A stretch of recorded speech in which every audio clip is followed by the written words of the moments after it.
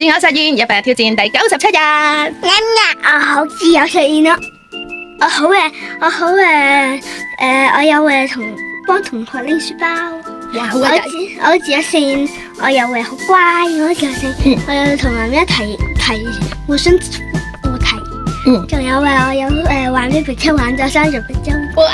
我有自由實現我有同我一齊玩，好自由實現我有整咗一個好好嘅小遊戲。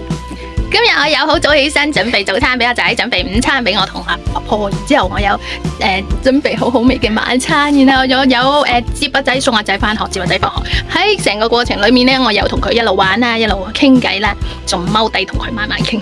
然後去咗圖書館幫老師處理咗一個非常之棘手嘅問題，佢幫佢解決咗佢嘅問題。然後仲有揾老師幫手，完全地最合格、最方便、最快。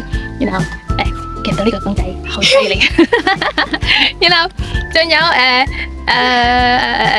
仲有咩咧？仲有幫同阿仔一齊研究點樣玩嗰個遊戲。自我實現令到我哋生活得越嚟越。仲有，哎呀，阿仔仲有幫我夾咗一個呢啲，跟住咧我仲要係喺嗰個腳嗰度嘅。係喎，仲有阿仔畫咗呢隻出嚟，畫得好得意，仲得意過呢隻。然後仲有今日頭先諗到唔記得咗添。係啦，同阿仔體驗咗乜嘢叫做合作愉快。自我實現令到我哋生活得越嚟越和諧。如果中意就 like share 同留言啦，拜拜。